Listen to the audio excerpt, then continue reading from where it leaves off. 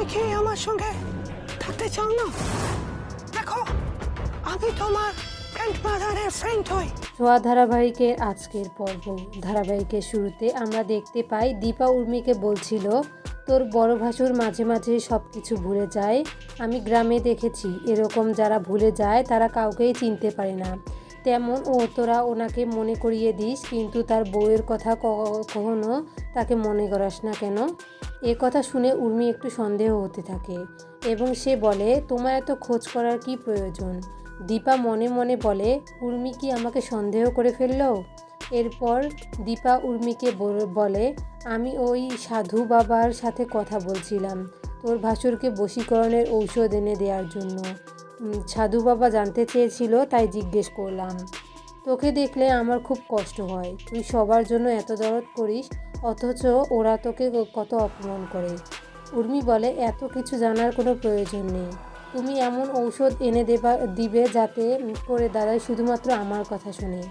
এরপর উর্মি রান্নাঘর থেকে চলে যায়। তখন দীপা মনে মনে বলে, তার মানে উর্মি সবার আগে কিছু একটা করছে।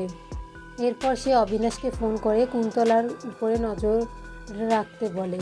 পরবর্তী সিনে আমাদের ড্রয়িং রুমে দেখানো হয়, সেখানে সকলে সূর্যের জন্মদিন সেলিব্রেশন করার জন্য প্ল্যান করছিল।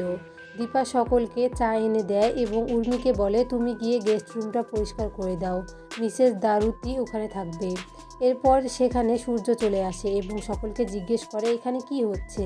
তখন সোনা বলে, তোমার জন্মদিন সেলিব্রেশন করার জন্য গেস্টদের ইনভাইট করার লিস্ট তৈরি করা হচ্ছে।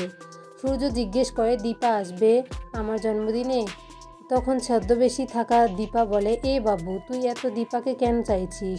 ও তো তোর সাথে কত খারাপ ব্যবহার করেছে, কোর্টের বাইরে তোর সাথে কথাও বলেনি। দীপার মুখে এ কথা শুনে সোনা বলে, তুমি এসব কী করে জানলে? তখন রূপা বলে, আমি আর কৃষ্ণ কথা বলছিলাম, ও হয়তো আড়ি পেতে শুনছে।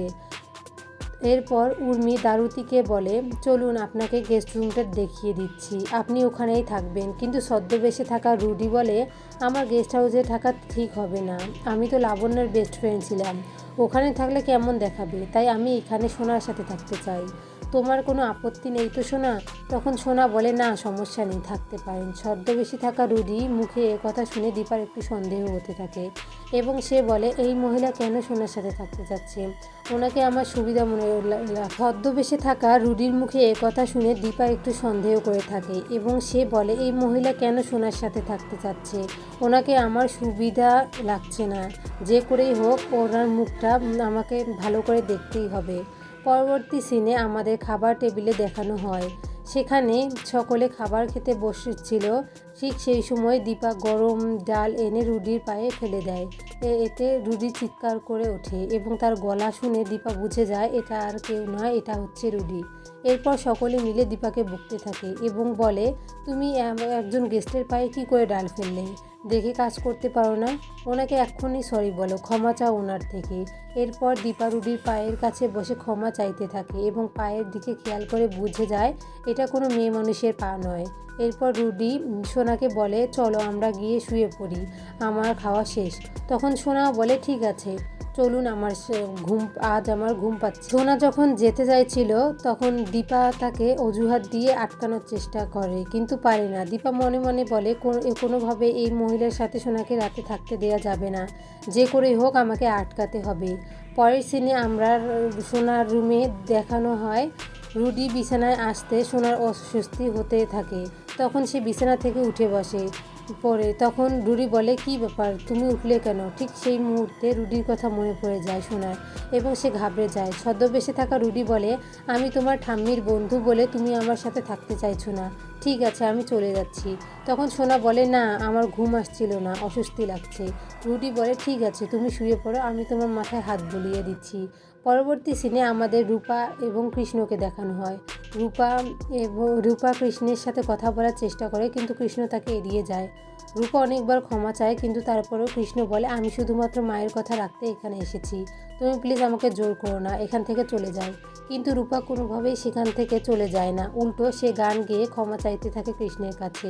এরপর হঠাৎ সেখানে দীপা আসে এবং রূপা ও কৃষ্ণকে বলে, ওই দারুতি নামে যে মহিলা এসেছে সে মহিলা নয়, সে হচ্ছে রুডি।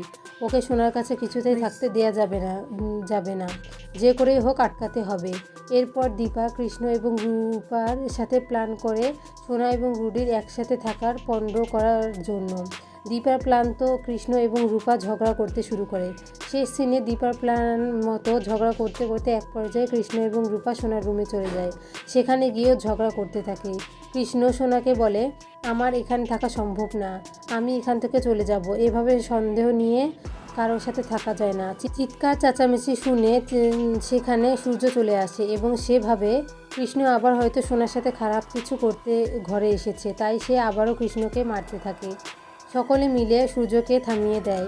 তখন দীপা বলে, তুই এত মাথা গরম কেন করছিস, তুই একটু শান্ত হ। কৃষ্ণ বলে, আমি নই নির্দোষ, আমি কিছু করিনি, আমি এখানে আমার বউয়ের সাথে কথা বলতে এসেছিলাম। এরপর সূর্যের মনে পড়ে কৃষ্ণ নির্দোষে সোনার সাথে খারাপ ব্যবহার করেনি, তাই সে কৃষ্ণকে সরি বলে। এরপর সূর্য ছদ্মবেশে থাকার রুডিকে বলে, আপনি আমার মেয়েকে ডিস্টার্ব করছেন, আপনার তাই না? আপনি গেস্ট বলে কিছু বলছি না, আমি সবাইকে সম্মান করতে জানি, কিন্তু আপনার জন্য যদি আমার মেয়ে কষ্ট পায় আমি কিন্তু অসম্মান করতেও ছাড়ব না। এরপর সূর্য সেখানে চলে যায়।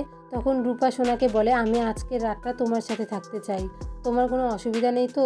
সোনা বলে, না না সমস্যা নেই, থাকতে পারো। এরপর দীপা রুডিকে বলে, তোর এখানে থাকা হবে না, তুই গেস্ট রুমে চল, আমি তোকে দেখিয়ে দিচ্ছি গেস্ট রুমটা কোথায়। সকলের এসব কাণ্ড দেখে রুডি তো রেগে যায়, কিন্তু কিছু উপায় না দেখে সে গেস্ট রুমের উদ্দেশ্যে চলে যায়। এরপর রূপা সোনাকে জড়িয়ে ধরে।